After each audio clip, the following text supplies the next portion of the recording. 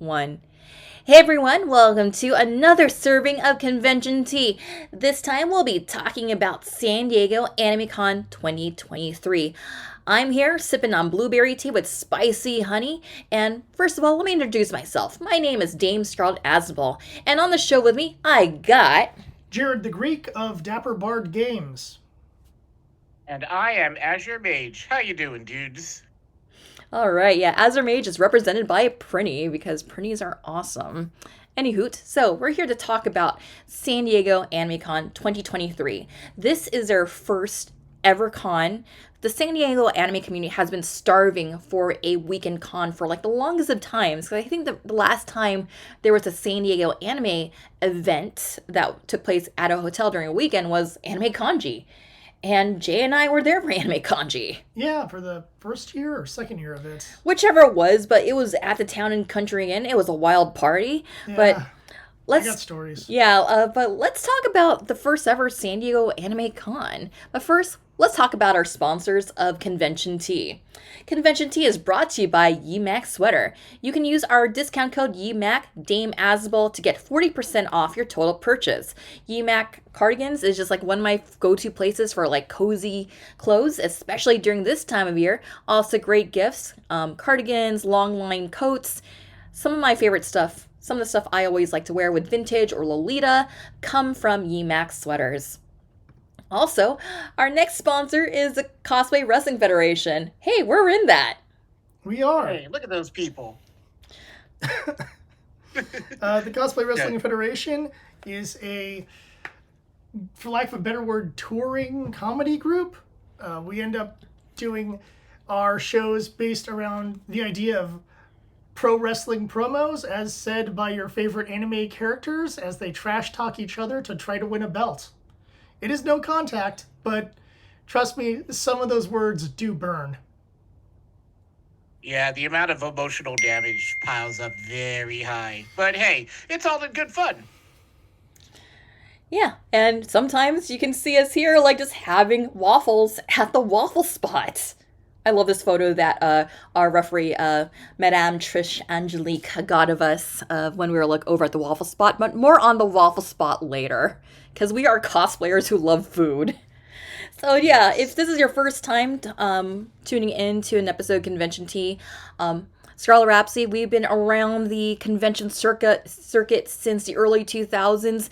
This whole operation was founded at Anime Expo 2000. I decided to create a blog about like conventions that I enjoyed, reviews about conventions that I've been to. I wanted to share my cosplay photos, my stories at every convention that I attended. And since then, it's been a 23-year long running operation, and it's been grand, and that's why we're still continuing to do the show to just talk about just various anime conventions and also fandom events. Also, I'd like to give a shout out to our lovely icon maker, Mirarasol. They've created the icons of Jay and myself on the screen right here. And I always recommend them if you're looking for chipified commissions. Commission Mirarasol. They've got some amazing prices. They're one of my favorite artists to follow on Twitter. So highly recommend them if you're looking for a commission. Not only they do icons such as you see here, but they also do backgrounds. So if you're looking for your backgrounds for your Twitch or anything else, highly recommend them for a commish. All right, let's talk about San Diego AnimeCon 2023. Now, this was a first year event, and normally we really don't cover first year events. Not in a long time, no. I mean, technically, didn't you? Oh wait, was that a first year event? Which was first year event. Well, technically, we did go to I was anime. gonna say Idolfest, but I think Idolfest isn't a first year. Northwest Idol Fest has been around. SoCal Idol Fest, it was their inaugural year this year. And we Okay. also did Anime Las Vegas. Not Anime Vegas, but Anime Las Yeah, Vegas. we've done a lot of firsts this year, which is surprising because yes, you're right. Most of the time we go to long-standing events: Anime Boston, Otakon, Katsucon, Expo, ALA, Fanime. So doing a You know, the couple, big ones. yeah, the big ones. So doing a handful of smaller events and first year events, no less, is different for us. It's been a weird year. Yeah, I think that a lot of events are coming back from lockdown, and we even had like some brand new events pop up in Southern California, like Rose City Anime Con. Didn't go to it because there was kind of a hurricane that weekend. However, San Diego Anime Con, like we've mentioned before at the beginning of the show, San Diego, it's been a while since it had like any anime weekend events. Like, yeah, they had like some fairground, artist alley type events, but this is the first one in a long time to take place at a hotel, have events. And granted, this was a small con, but guess what? They sold out. I was surprised. Yeah, that was a very, very nice thing to see when it was posted. It was like, oh, they sold out on a Saturday. Hey, that's really cool. And then the next day, oh, they sold out the entire weekend. Wow, High they fives all around. really wanted it. So, just kind of like eyeballing the crowd, how many attendees you would say were at San Diego Anime Con? I want to say because the hotel was even pretty small, I want to say like around the 500-ish That was the number. first number that came to my mind. It was like probably 500 to 600. Yeah, granted, it's a small con, but it was very busy, and you had people like just roaming around RSL. You had people like just hanging out in that like garden zone. And this photo you see right here is on Sunday as people were getting ready for the Idol concerts. So this is just kind of idea like what some of the panels rooms look like, and we'll talk more about the convention as we kind of go through. I All mean, I right. want to say for a sold out con, like, even though we say sold out, yeah, it wasn't like shoulder to shoulder traffic. It was actually very easy to move around. This is true. I just kind of felt like there was like been like some bottlenecks in that like first artist alley zone, and we'll talk more about like the craziness that is like the vendor setup in the show. So here on my next slide are our cosplays from San Diego Anime Con. As your mage, I know you went as I have your Kalis costume here from Honkai. How was the Honkai fandom at San Diego Anime Con? It was there was a couple, but there was really more Genshin cosplayers than there were Honkai. But I know they're picking up. I'm pretty sure next year we're gonna get some more. But considering that the con had primarily Genshin voice actors over there, it's understandable that Genshin was represented more. Totally. And in the center is me cosplaying as Saber Lily from Fate. I figured, like, we could be recording some Cosplay Wrestling Federation content on a Sunday. So I decided, like, okay, I'll bring Saber Lily. I have Excalibur in my trunk, and I'm just going to run around with a sword on Sunday. And Jay, this is your Craft Essence Guild. Tell us about this costume. This occurred because of, well, one, walking around in bulky armor is not easy to do. And two, Never. his civilian outfit is you'd have to be around Fate fans to recognize it. And while this is also rare because it's from from the casino events, it's one of the craft essences. I think it looks cool. It became my CWF look when Gil competes, which he will be doing more so soon, hopefully. And I think it looks pretty good. And even if you don't know what I'm dressed up as, I stand out because I have a shiny jacket. And it is very shiny. All It right. gleams the presence of a king. All right. One of my favorite things to talk about on Convention Tea are what were the popular fandoms at this event. As your mage, you mentioned Genshin. Oh, lots of Genshin. Oh yeah, like a lot of Genshin. Like you turn around, you see a Genshin. You walk a few steps, you see a Genshin. And of course, I you were saying? no problem with that. Again, Genshin picks up, and it is just very like it's a Genshin cosplayer when you see it. I'll say this. I think what voice actors show up will always influence the popular fandom. If, hypothetically, this had been a number of people from Bleach, I wonder if we would have seen more Bleach outfits just because it's like, oh my gosh, I get to meet, Johnny Bosch or whatever. I Yeah. did see a tiny Ichigo at this event. It made my heart go doki doki. And then we also, of course, I feel that Demon Slayer is always going to be evergreen, especially during this period of time. Oh, yeah. And then, seeing a lot of Demon Slayers. Like, I probably would have worn Shinobu had I not brought Saber Lily, because Shinobu is just a cozy costume. I had planned to only bring CWF stuff, and unfortunately, I don't think Giyu would make a great CWF character, I'm sorry. Unless he's trying to No. manage like Tundra or something. Oh god. Yeah, and I Or a I do tag have team. a Tanjiro costume too, so you know. A tag team of him and the fire dude, Rengoku. Rengoku. That'd be That That tasty. would be a hilarious tag team. Such a boisterous I all mean- energy. Yeah, we're gonna defeat you using wrestling moves that we've learned in our training as Demon Slayers. Exactly. That's how we're gonna take you down. I'd be the best. I mean, Although it it reminds would me of just be funny. reminds me of would- Sans and Papyrus, but you know, Yeah, but it would be funny if it was if it was Shinobu as as his partner, because Shinobu would just be making fun of him the entire time. The crowd would just eat it up. yeah. And of course, I saw a lot of One Piece cosplayers, but I know the One Piece fandom is just kicking into high gear after a successful Netflix series.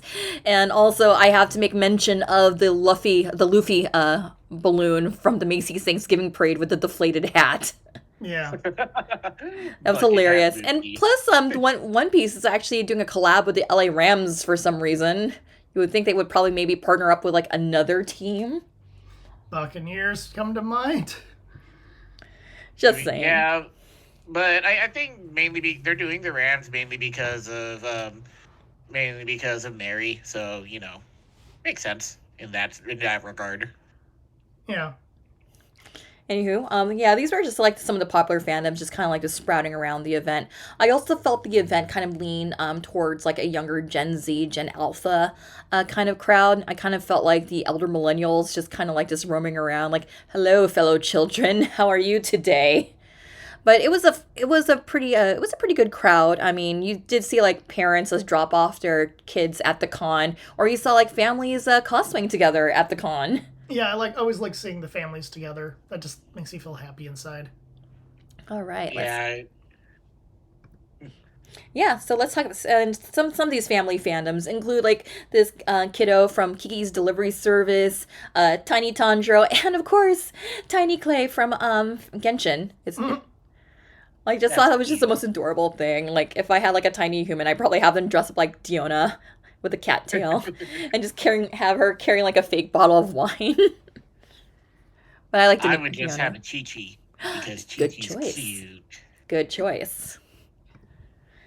And of course, let's kick things off by talking about our main event, Cosplay Wrestling Federation Showdown in San Diego. First show of the entire con.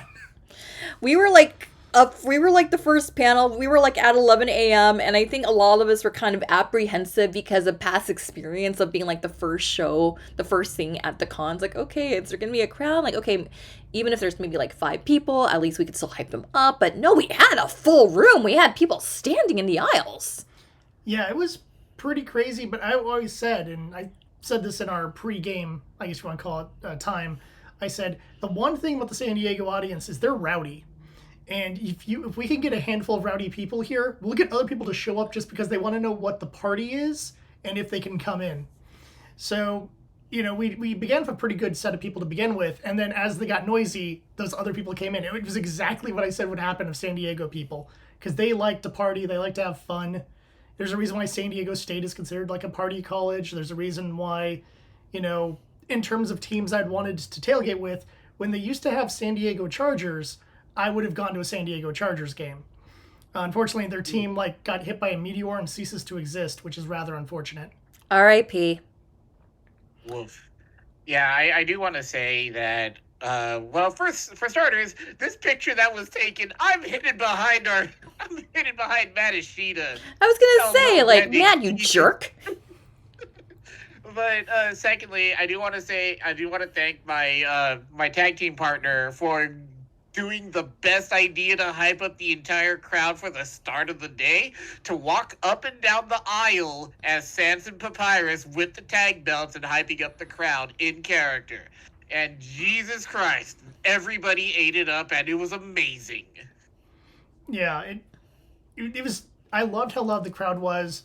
Even to a point where like trying to quiet them down, because this was my first time as host. I was co-host with Matt Ishida, which is as Reno, which was a really interesting one because Reno's allowed to be a bit of a punching bag, and he did take a few, a few pretty mean hits from Ishida verbally, and also caused myself my own pain, especially if my joke, my couple of jokes that just failed, and then how I just react to a failed joke, which I kind of want to keep that going with Reno. I think if I can get a few more like failed jokes or dad jokes that the whole crowd groans and just be really, really sad about it for a while.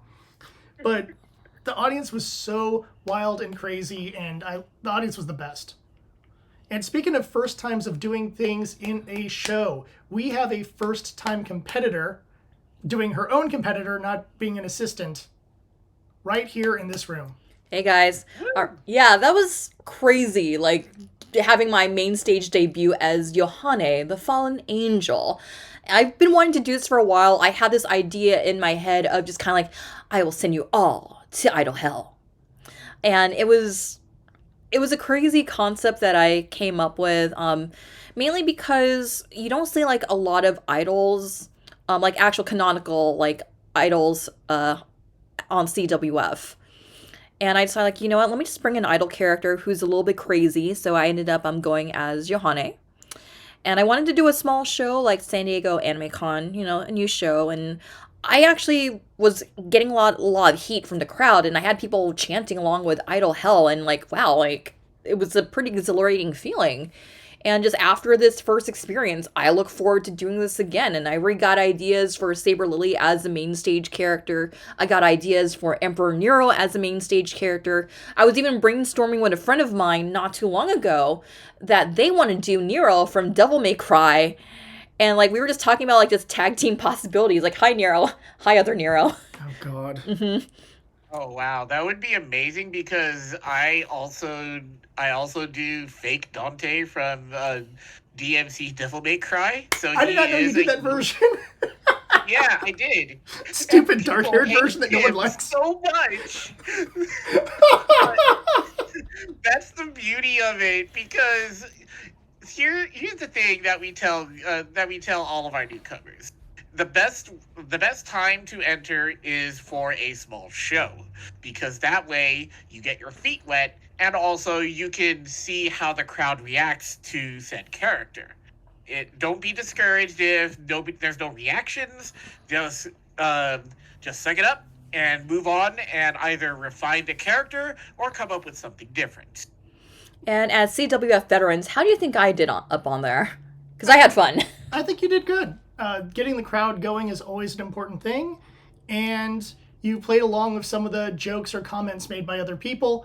And just as saying this as host, my original joke, because I want to do kind of jokes after every single character comes up. My original joke for Yohane was, "That's the weirdest black mage I've ever met." Oh no, that wasn't it. It was I know it's. She reminds me of a black mage I dated back in high school. And then Matt Ishida's response was going to be, "You dated Vivi?" I love Vivi. But instead, because of the reference to Matt Ishida performing at Chuck E. Cheese, it became a whole, I just stared at him for a moment. I'm like, you know, Rufus's birthday is coming up. And we're looking for a venue. And of course, we want a band. And so if you're at Chuck E. Cheese, I mean, we get pizza and some games. And he's like, "I don't work at Chuck E. Cheese." And we were just like just joking in the back, like, yeah, Matt gets paid in Chuck E. Cheese tickets. No, I had some like quips ready to go, like, because I kind of feel with my character, it can either go face or it can either go heel.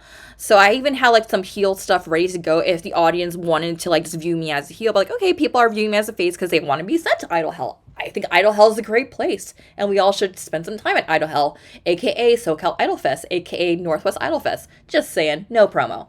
I mean, a heel can drop some like insult things. You just gotta make sure the things that the audience would agree with. I'm actually looking forward to bringing this character to Anime Expo next year, and I actually want to wear her outfit in the anime, the anime that she's in. No, the fantasy one. Yeah, this is Isekai Love Live Sunshine. I should get like a husky like plush with me or something. I don't know. Anyway, but yeah, if y'all have not checked out Cosplay Wrestling Federation, and they're at a show in your neck of the woods. Highly recommend checking them out. And plus, this was not the only show that we were doing the weekend of Sanyo Anime Con. We were also doing a show at Komori Con over in the Pacific Northwest. Yeah, there's a bunch of CWF content happening all in the same weekend, which I have no idea how they coordinated 2 shows at once. Now, granted, yeah, it was 2 different teams, but that's still, you got to make sure everything's running smoothly and leadership and, show planning is all set together. So, but yeah, we did it. Yeah. Yeah, duh. Yeah, I want to say that the CWF as a group has grown to that point of where it is entirely possible to split the team off to different events and be able to do the show comfortably. I mean, we're always looking for new talents to come in. Anybody is willing to is able to enter and be part of this, and we also get. I've also talked to everybody too, where it's like, as veterans, like the people who've been here who've been in the cast for a while, we are open to giving workshops for your promos before you go on. So that way, you don't get those pre-show jitters. You don't get those cutoffs before, like when you're doing your promo, and then you just blank out. That's the bigger problem there, in my opinion. Everyone's going to be nervous before a show, regardless of what your position is. But it's that whole, as long as you can ride the wave, you're good. And whether that wave is a wave of boos or a wave of cheers or just whatever, I'm doing this for myself. Right. Because I think when I ran Walt Disney the first time, I think I ran him before a whole, I'm doing this for myself. This is to make me laugh. And whatever the audience thinks is whatever the audience thinks. I was just looking at my Love Live Sunshine Live album, and the name of the album is Brand New Wave. So when you said Waves, like, yes, I have an album that says Brand New Wave. I want to bring Disney back. I have some ideas, but I need to find the right assistant person to pull this off. It'll be a thing if it happens, though. Get someone to dress up like the Wishing Star from Wish and have them just turn full heel. Actually, what's funny, Jay, is that for a long time I have had a corporate Sora in the works for entering for CWF, where he's just completely a corporate lackey / bodyguard for Walt Disney and Disney in general. We can work that. That isn't my idea. Is, and if this can ever happen, it is the alternate Kathleen Kennedy from the South Park special.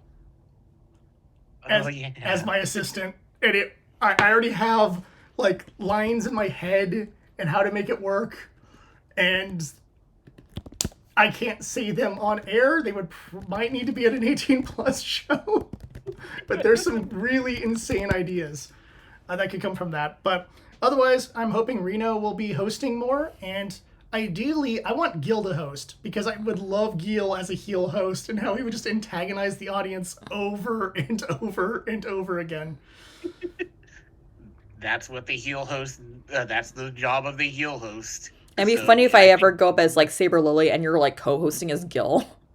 That would be my hope. I want to co-host as Gil with a Fate character in there, because I won't interrupt or ruin the promo, but I will make some snark when the promo is over, and then have that other person yell back at me, or when they come up for the round 2 preparation, tell me off as a key part of their promo. I think would be kind of fun. And it doesn't happen that often, although we had a lot of people telling off Matt Ishida, so I guess it happens more often than I thought. I still want the ideal setup still would just be Saber and Lily going up, Gil doing his thing, and then immediately after Saber and Lily, Arthur goes up. It's do you always have to simp over my younger self, sir? Exactly. It would be hilarious, and we have quite a few fake characters already in the CWF, so it's already in that position where there's plenty. I mean, I still would love with we have a Blackbeard in our group, and I would love to have a Gil Blackbeard shade throwing thing going on. They're cheering for that guy? That guy! He's a 2-star! All right, let's kind of move on to some of the next offerings of Sanyo Anime Con. Ba-ba-ba. All right, just so there's just some highlights from anime, not Anime Pasadena, it's San Diego Anime Con.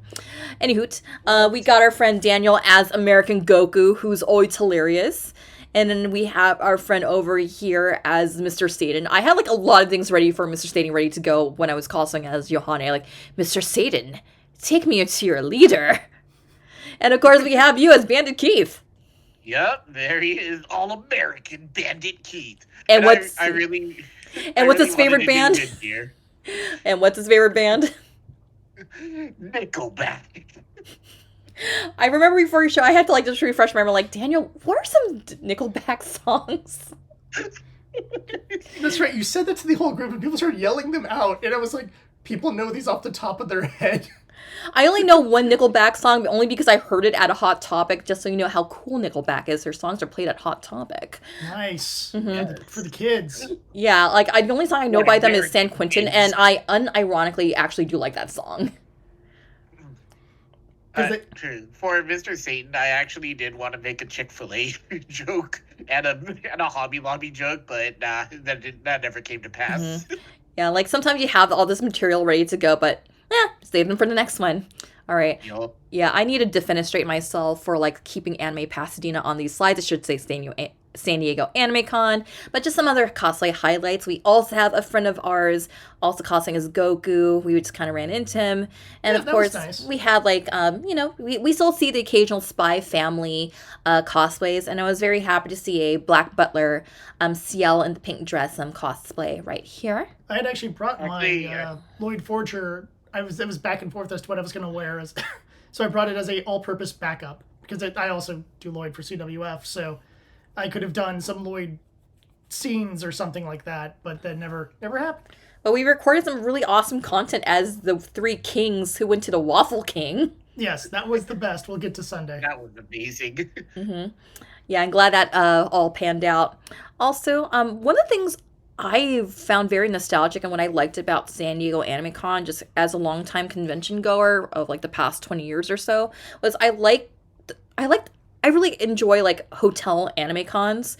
So when you just kind of like check in, it's like this like table right here. You pick up your badge, you pick up your wristband, and like yeah. And after that, you just kind of go and explore. And this kind of like just gave me vibes of like the old Anime Central when it was at the over in Arlington Heights. It gave me vibes of when ALA was at the Marriott. It gave me vibes of like just insert like any hotel con, like another anime convention when we went to that one in New Hampshire. I loved that hotel. Mm-hmm. Sadly, it's no longer at that hotel. Makes me sad. It hurts. They had a nice little restaurant pub kind of thing there, and they would actually do anime themed drinks, technically they just did animation in general themed drinks when we would go there, which was pretty cool. And I like when the bar just plays into it. They're like, you know what?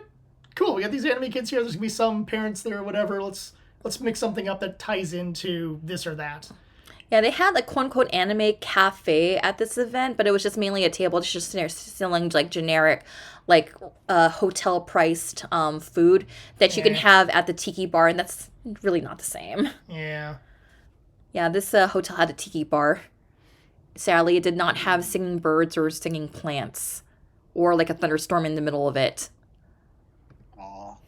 Yeah, and it also had a nice poolside, so this was a pretty nice hotel. It wasn't too expensive. It's the Handerly over in San Diego.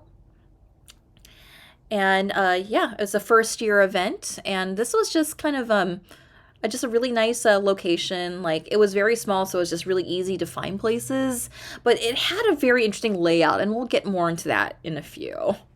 And this is like the courtyard where like a lot of people were like taking cosplay photos or just hanging out in general. This was taking on Sunday, and they had like small like stand-up tables here, or like if you wanted to like just have a drink or chit chat with friends or put your stuff down, just kind of like socialize. This is a nice place for it. And I don't have any nighttime photos of it, but if you look closely in the photo, they had like the garden like hanging lights here, so it was also a nice view at night too.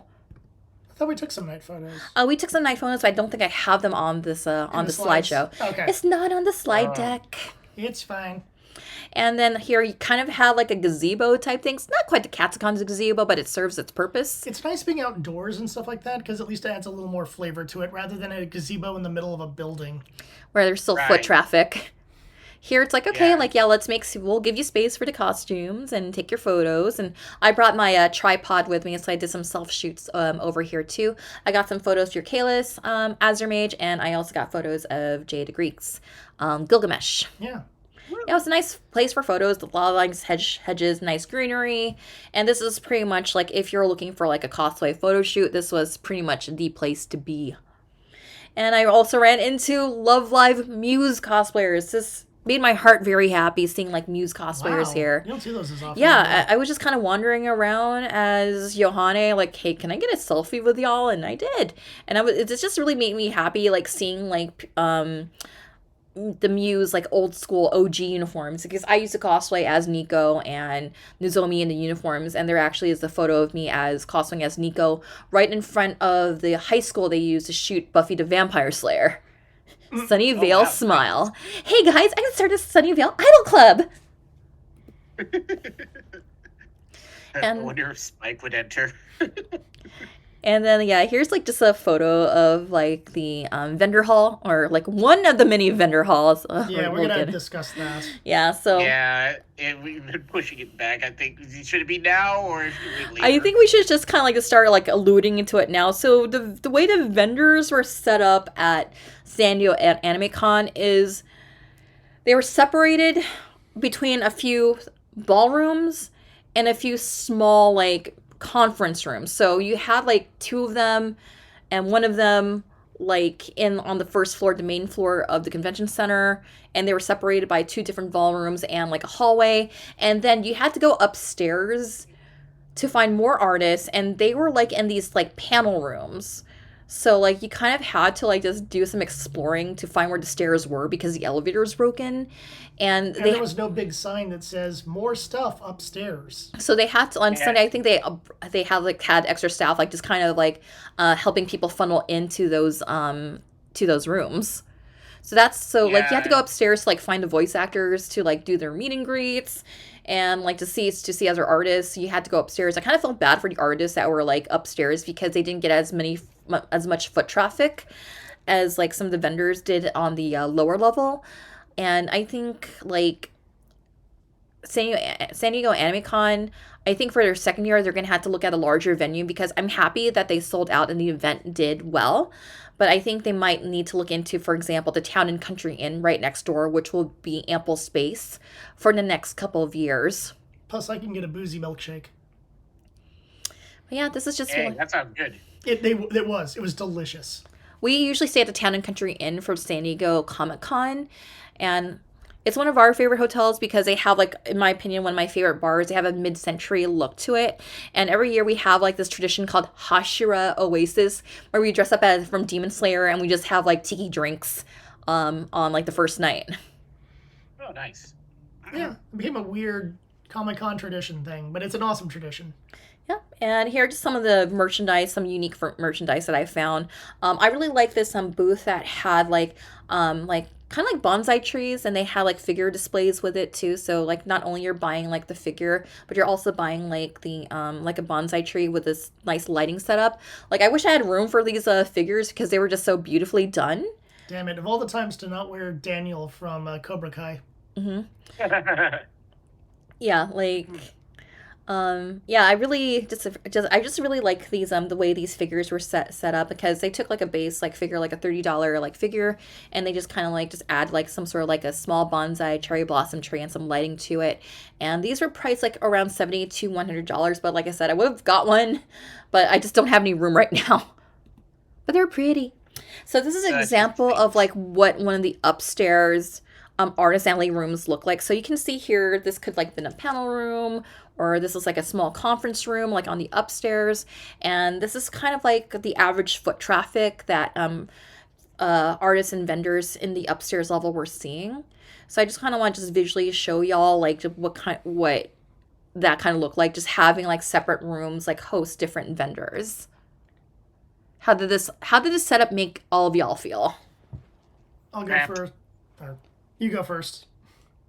Yeah. So first off, yeah, when they had the staff members tell everybody, oh hey, there's more stuff upstairs, and the sign that they had was just like your regular 8x11 sign that says more stuff upstairs. And then when you actually got into it, it was split also. So if you went, you had to go to either the left or the right. And then yeah, some of the rooms look like this, and as I stated, it was cramped, but it was people were courteous at least. So at least it was easy to move around in. But yeah, again, just things to improve for the future when they get a bigger venue. Yeah, hopefully by the time they have a bigger venue, this wouldn't be an issue where everything has to be all separated in different rooms. I think my bigger frustration is who decided that this was a good idea to begin with. When those rooms could have been used as a karaoke room, or it could have been used as the meet the guests room. I mean, they had the tabletop room up there already. You could have used those as different rooms and adjusted the downstairs to have, Artist Alley A and Artist Alley B or something like that. But doing it like this is unfair to the artists, and that's really what it bothers me more than anything else. Yeah. Yeah, also you had panels at this event. There was only like 2 main panel rooms. Like one panel room was just like your standard like lecture type presentations, the type of panels that we do here at Scarlet Rhapsody. And then also we had like another panel room which was like more game show, more interactive programming focused. And we also had like a main stage area for independent idol groups to do like mini concerts. You had a taiko group there, and you also had like kendo lightsaber demonstrations.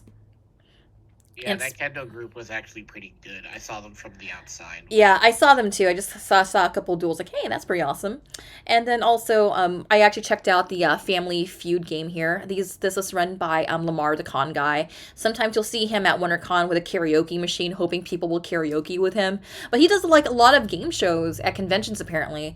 And just for disclosure, when he did the Family Feud show thing, I actually did fill out the survey, and I can say that like some of my answers were contributed to this whole thing. Some of the questions like on Anime Family Feud were like along the lines of like who's the worst anime parent? And I'm surprisingly enough, Gendo Ikari did not make it on that list.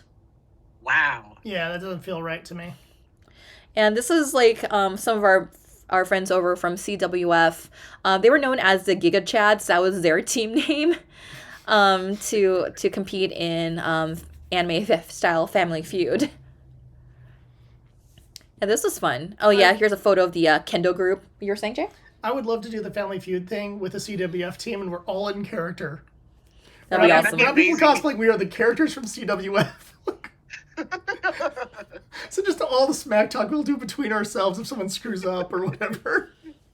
That would be amazing. Yeah, one of the things that can be said out loud is like, what in blazes does this constitute as a family? Because it may be a team of everybody who hates each other in character. We get a whole fake group, but we have to make sure that we have like our classes like all balanced. Like of course we got Gil the Archer, we got Me the Saber. Yeah. I mean, like, if we do it that way, we can't have two. I can't go in there as Arthur. I'd have to go there as Gudao, and then it'd be like, oh, please, everybody, stop. We need to make a decision. Command Seal, please. This would be like what was it, like the Carnival Phantasm episodes where they just kind of like just do things for ish and giggles. Those are some. I mean, that's the whole series, but. Yeah, I think it would be hilarious just doing that and having everyone in character arguing with each other. And then, yes, you need a good hour or something like that, just like stressed out, going like, oh, God. Oh, God, we're going to lose. Oh, my QPG. There's no match to like keep like to herd the cats, which is essentially her job. But yeah, this is just a photo of like the kendo demonstration. Like, yeah, Azure Mage and I, we decided to check it out from different angles. And they did these with lightsabers, and I thought that was pretty cool. I always like when they do like demonstrations. Azure Mage, did you have a chance to do the escape room? Because I know like a lot of our friends did. I only gave moral support on the outside, mainly because, like, whenever I get invited to an escape room, it's always like, oh, I'm not that good. I suck at Sierra games, but I'll support you from the side.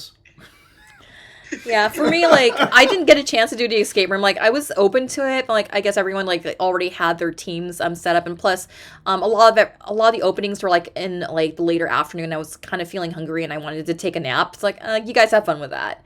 But I've done an escape room once and it was a lot of fun. But a lot of our friends ended up doing the escape room. And you can also see here, CWF placed in number 1 for, like, the least time spent trying to solve the puzzle. And I think someone beat them at like the very last minute of Sunday. Yeah, this photo was taken like on Saturday evening. Yes, someone in the group sent that to the group, and we're like, no, we were supposed to be the best. I mean, that was part of the team, but you want the CWF that was to be the reviewed. best. That was actually reviewed because the person who did get the faster score, they did it before. Oh, so they cheated. In a sense, they cheated. Okay, so we're still the best. Yes. That's what's most important. That's good to know. And like, okay, Jay, talk about the nightlife, specifically the dance here. You got to talk about the dance and your white guy dancing. So, first off, my plan was, hey, lot of energy, a lot of wildness over in San Diego. There'll probably be a fun dance here. Some cool people, whatever. Worst case scenario, there's 5 people there, like, who are on ecstasy or something. So we showed up, and there's 5 people who were on ecstasy or something. Or someone else, I think it was you commented, was it you or someone? Someone with us commented, oh, they're just trying to get TikTok, like, recordings, and then they're leaving. Yeah, that was me. Yeah, it was you. So that was me. It was one of those things where I'm like, okay, well then if people aren't going to take this seriously, neither will I. And then I did like silly like dad white guy dancing, because if no one's going to take this seriously, why should I? And then when we were leaving, they played, and for those, you have to be of a certain age to know this song, the Peanut Butter Jelly Time song that got really popular on the internet circa 2003. I think it was a Newgrounds thing or something, wasn't it? It was Newgrounds / just those old Flash sites that just went viral, and if you know, and then you do the dance along with it. Yes. And when I heard that, I was like, who is the DJ, and why am I not replacing them immediately with like music I just start thinking of putting on there? I've been to some dances where like I'm always like, what is wrong with this DJ? Like, I think it was KrakenCon. I went to the dance once, just the party dance, not the fancy dance. I was hosting the fancy dance. But I went to the party dance, and they were playing Green Velvet. Now, I have nothing against Green Velvet. I think Green Velvet actually has quite a few good songs. But the song they chose was not a good Green Velvet, like, let's dance and party song. It was like, okay, that's a choice. And so it's just all those things where I'm like, guys, think about what would be fun for people to dance to. Now, yes, if I was running this dance and I was the DJ and I saw there was like 5 people trying to do TikTok videos, it would be massively deflating. But I would point out that like my playlist would still be a kick-ass playlist. Right. I actually do have a funny story about this.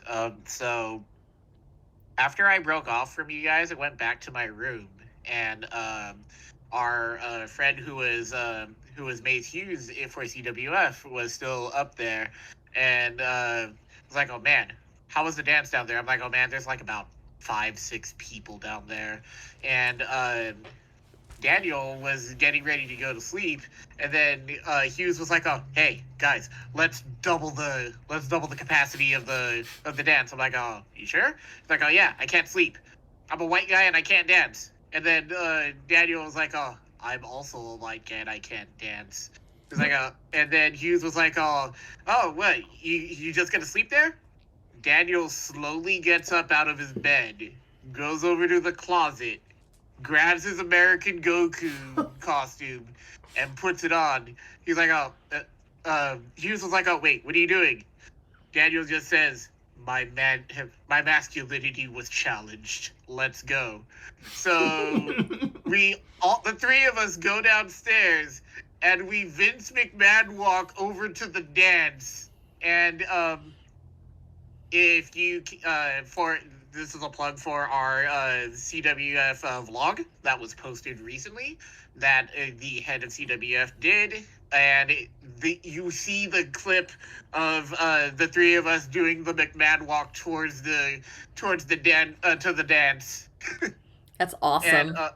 yeah, and what the two things that we did over there, because yeah, we went over there. There were still the Genshin cosplayers that were doing the TikToks. We go there, stand in the middle. We do the live action Goku Kamehameha motions, and then to close it off, we started to try to do the JoJo torture dance, Lovely. and then after that, we walked out. Meanwhile, it just cuts to me in a hotel room reading a book. But yeah, I feel like the dance, if you got some good music and we had better nightlife, would be a really fun dance. Unfortunately, we had crap nightlife and bad music. So yeah, this was very much a people show up for the day, do their thing, and go home con, and not like a hotel, let's stay and party con. And there's nothing wrong with that. You don't have to be a hotel, but it would be nice to kind of have a little bit of party action going on. And I think if they had a larger venue, and after a couple of years of this con kind of getting a reputation, that could be a lot of fun. Having like, a good DJ and, a room there for everyone like just dancing and having a good time and like, yeah, woo, San Diego. Yeah, 100%. This convention, as well as it did, has the potential to have a very kicking nightlife. It could go two ways, but just in general, I think the nightlife would be banging once it kicks off. Yeah. And I'm kind of the mindset if the beginnings of the nightlife around like 6 o'clock or something was CWF, and then it hits 8 o'clock and it's just the dances on and things like that, and the CWF people are just wandering around the dance and things like that, we'd probably have a lot of people going, dude, gotta dance with us, bro. Like, yeah. Oh yeah, man. Oh, you can dance with America. And it could be shenanigans. It'd be a lot of fun. It'd be more stories for our whole group. Oh, did you go to the karaoke room? No, I didn't. Oh man, they're sort of bugging us to all do our songs, like our walk-up songs. And I'm like, oh, that's so great. Yeah, I felt bad for the karaoke because karaoke was also like around 9 o'clock, and they only had about like 4 people. Yeah, I saw What? the karaoke room. Yeah. Azure Mage and I, we wandered into the karaoke room, like, this could be fun. And it was just kind of like, okay, yeah, it's not a party as what it used to be like at PMX when the karaoke room was the party room. Yeah, that place was always packed once it hit like 7, 8 o'clock. Until, ALA what, too. 2 a.m. or something? Yeah, the Yeah. vibe that I was getting at the karaoke room was just people were just waiting for their turn and like, okay, person sings, person gets on. Usually, like, what I liked about karaoke rooms and karaoke at anime cons in general, especially if it was like a 24-hour con, is that would be the party. That would be the place to go to in the evening, if you just wanted like just a fun party. But sadly, it's just like, okay, this is not as lively as I prefer my karaoke rooms to be, or I'm getting old and I want to get some sleep at 10 o'clock in the evening. Well, again, if the party's going, it'll get your adrenaline going, it gets your heart rate going, but when you sit there and you're like, oh, there's like 5 people here, it's not the same energy. I mean, if you don't have that energy, like I made the joke, meanwhile, I'm up in my hotel room reading a book, is that you just go, nah, I'll just go up to the hotel room and, read a book or listen to a podcast or just take an early nap, like you were saying, or early sleep. So it's in that category where if the nightlife was going, regardless of how old you are, you can still get into it and have a good time. Now you'll have that moment at 11:30 going like, oh God, it's 11:30. I'm feeling a little faint here. I need to get back to the hotel room, drink some water, and pass out. But when it's just like dull, you're like, oh, well, I'll get back to the hotel room, have a drink of water, and pass out. Yeah. All right, let's move into day 2. But first, let's talk about some candles. Hey, it's the Magic Candle Company. Do you like theme parks and theme park smells, from popcorn to iced cream to various ride smells like the Avatar smell and the E.T. smell? They have them. Magic Candle Company has candles for your room. They have car air fresheners.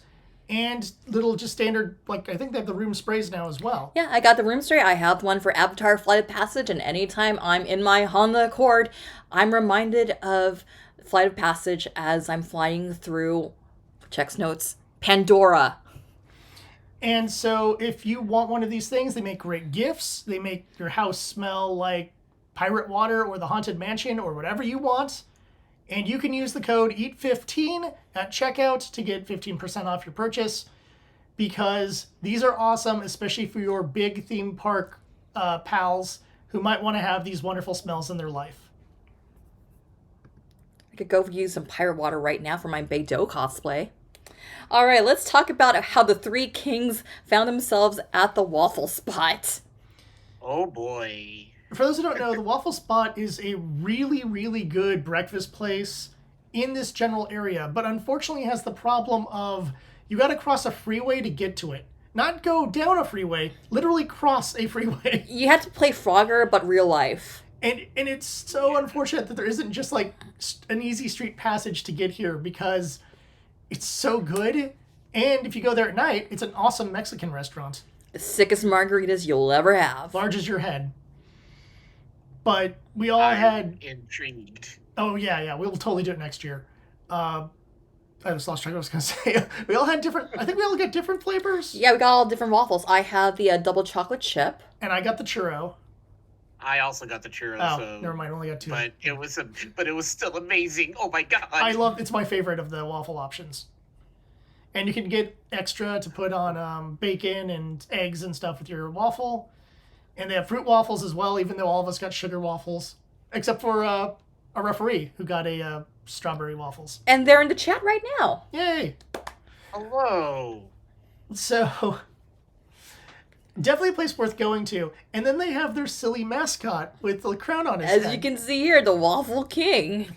And I believe when this was being set up, I think you were already planning to do Lily. And I think I like how he's not even in the room when I'm pointing. We're already planning on doing Arthur. And I was like, well, then I'll bring Gil, and we'll just be three kings to meet the Waffle King. Actually, I remember asking, I was like, oh man, should I just bring my CWF costumes and Kylus? I just feel like I should have another costume. And then that's when it was like, oh, bring Arthur. What? We're going to Waffle King. Yes. This will be glorious. and I brought Arthur with me. Yeah, and as soon as I knew that the two of you were doing that, I was like, okay, then I'm bringing Gil, and this will be hilarious. But yeah, the food was amazing. Yeah, here's Azure Mage and he has his churro waffle. I have my double chocolate chip waffle. And I just love this place. Service was amazing. Like, the people there were very friendly. And Got seated pretty quick, too. yeah. Even though it was a busy Sunday. And for just, if you're considering going to the Waffle Spot, it is a morning place. They close at 1 p.m. so they can set up to be a Mexican restaurant later in the day. So if you're going to the Waffle Spot, it is a breakfast place, so definitely make plans accordingly. Yeah, they stopped serving the waffles at 1. So, yeah, if you really want an amazing waffle, definitely 100% go. Yes, Yeah, and too. definitely I would love to go back too.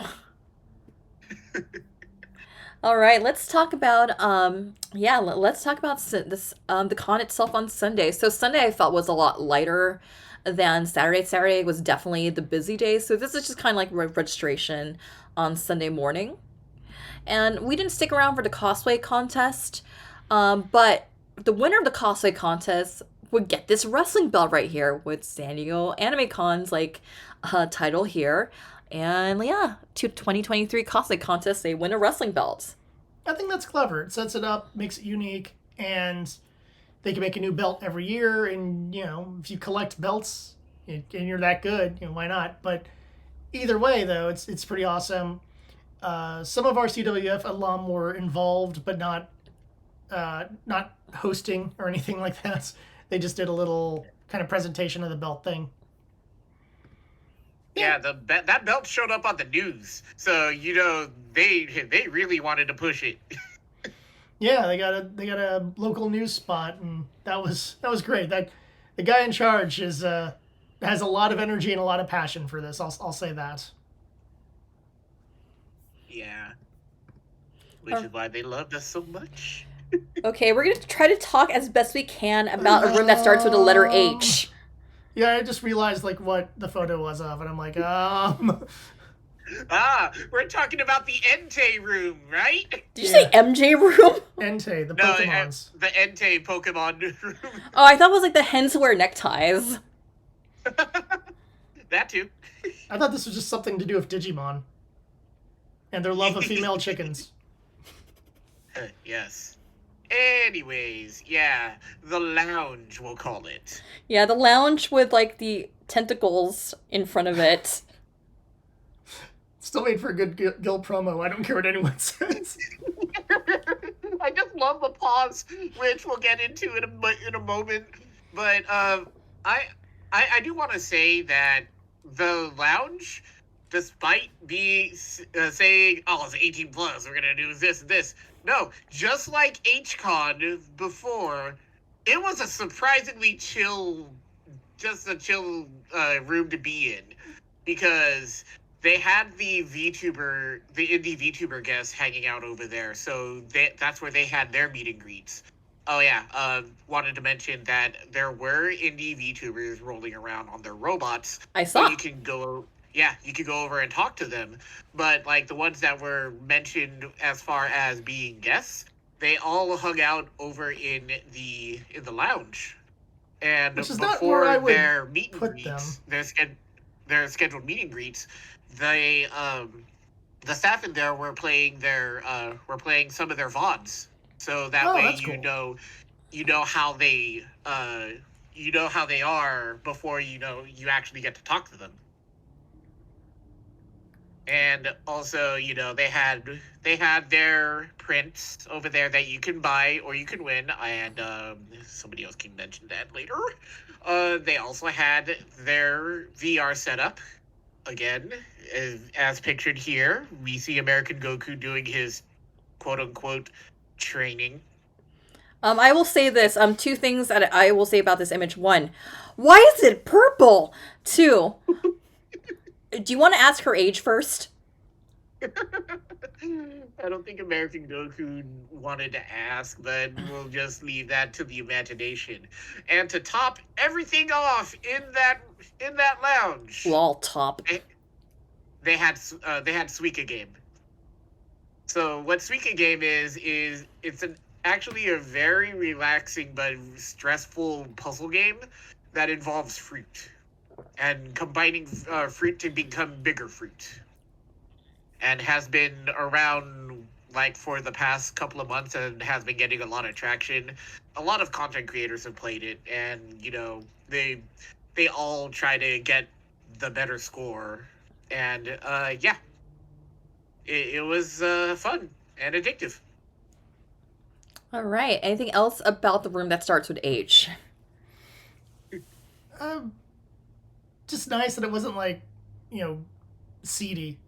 For the weird stuff that's there, it wasn't done like, oh, guys, I need to wash my hands and leave.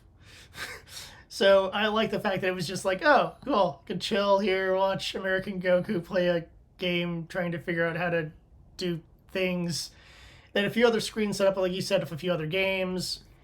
And the other corner, the other side, that looked like it had a bunch of art and other things set up. So, yeah, it was fine for what it was, and it was small, and it was out of the way enough where you don't have to fit there like, oh god, I hope no kids accidentally, come I across stumbled this or on it anything. on accident. I was like, oh, there's tentacles. Oh, this is yeah, I know what this is. I do want to say that when they do it next year, hopefully they're in a bigger room. But you know what? It's a lounge where you can just chill, and you know what? That's that. It was good. They need drinks. They get a bartender in there. That would work for me. They had drinks like at the later hours. When people were not at the dance, they were actually over at the lounge, and they were all hanging out and just chilling, and they were giving out drinks too. Oh, God. Someone should have told me. I would have gone and done that. Sorry. Let's get wasted and talk about who has the best boobs in anime. Great. Like, I don't know if we have enough time to go into Gil's promo for an 18+ con yet. No, but when that eventually happens, it will be the best. Yeah, just a couple photos from Sunday. Again, we mentioned that there was like a lot of presence of One Piece fandom. Oh yeah, at the event. So like, hey, here's a group of One Piece cosplayers. It's always amusing anytime I see people cosplaying as Buggy because it's like can't sleep, can't wait me. And this is like it made me want to pull out my law costume again. So yeah, that was nice. Yeah, and also we have like one of the Idol concerts here. There was a couple Idol concerts on Sunday. I actually had a couple friends from the Idol community just come out for Sunday, bring out the light sticks for a couple Idol concerts. And also in that same entertainment room, you also had the Sci-Fi Coalition, and they had like some old school anime memorabilia. And I honestly really wanted to thumb through like some of these old school books. Like books are like, no touchy. I'm like, but I want to look at some old Macross books and old like stuff it's here. weird to like bring it out the way they brought it out for people not to peruse. When And I just started watching Yamato. yeah, when you could have done other stuff that people might be able to interact with and might get interested in your organization. Yeah, don't shun the patrons that are coming there that are interested in your table, and then that just leaves a bad taste into like whatever event that you're trying to promote or whatever site you're trying to promote. Yeah, I do appreciate they brought in like some backgrounds that people could pose with, but like I was just kind of curious to just like I kind of want to look at some of these old Robotech books, some of these old Macross books, and I'll be very careful with them. Like I can understand like just like kind of leaving like figures and toys kind of like behind a glass. Like yeah, I totally get it. Like I'm kind of curious to just kind of like just look at some old school anime stuff because I'm an old school anime fan. Yay, old Taku! All right, so I think that concludes it with Sunday.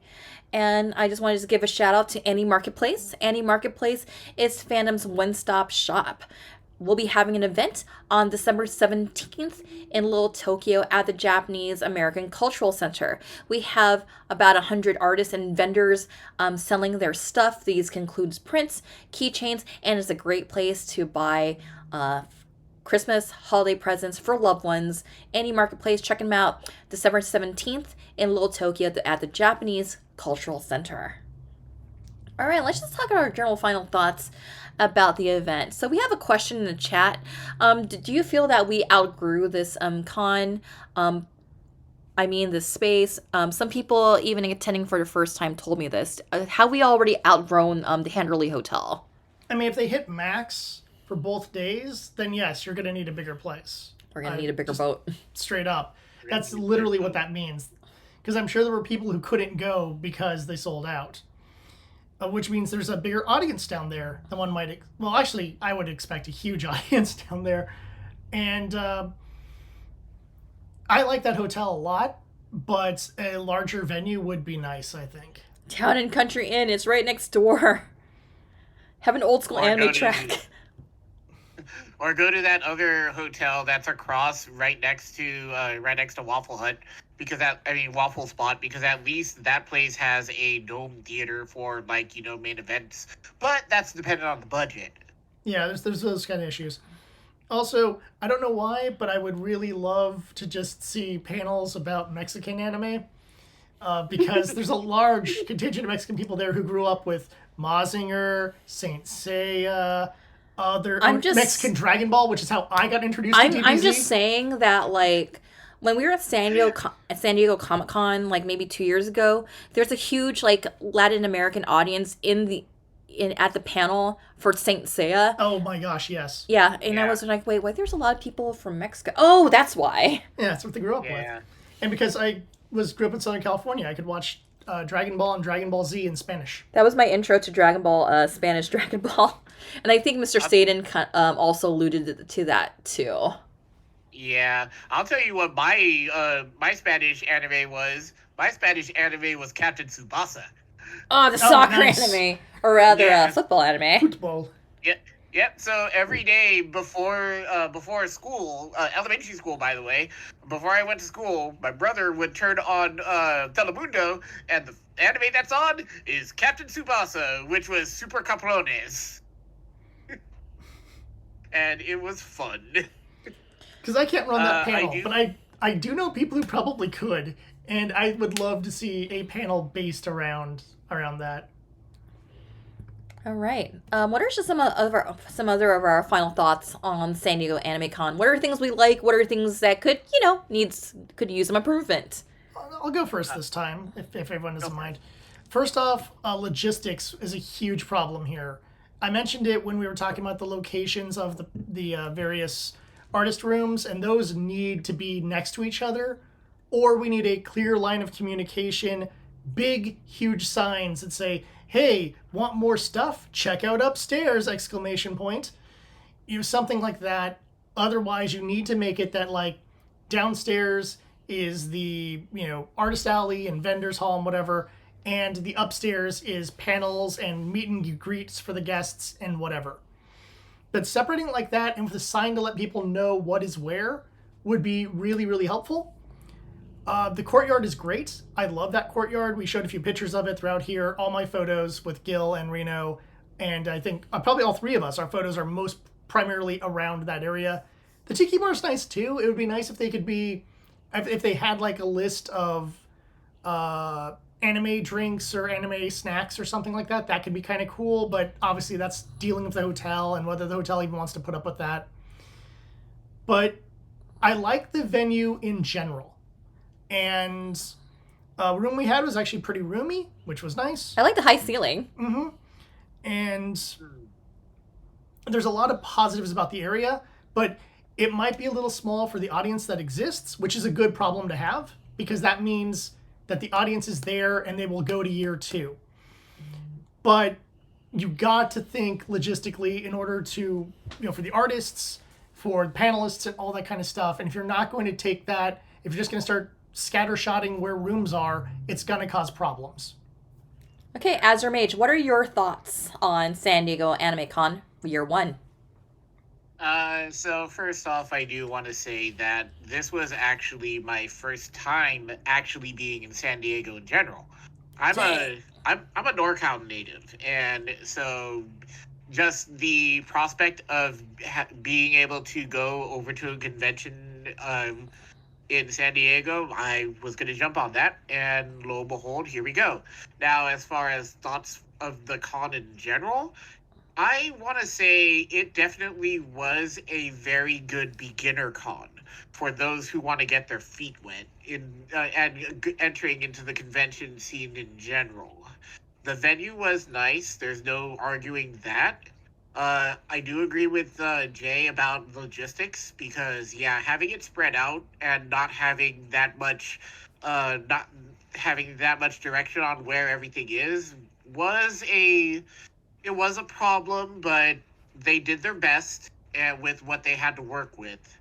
And because of the attendance and selling out, definitely is going to be really good feedback for them in the future, especially when they get a bigger venue. That way they can do a lot of cleanup and fix like a lot of stuff that was a miss when they did it this time around. Also, yeah, if the Tiki Bar actually had somebody in there instead of just being just an extra quiet room to, serve stuff, that would have been nice too, but you work with what you have, right? Yeah, I was thinking like making it like Maid Cafe, but like One Piece characters. That'd be great. I'd love that. Of course, I'd end up getting like one of the weird, like if Buggy or something as my table person. You're like, oh, no.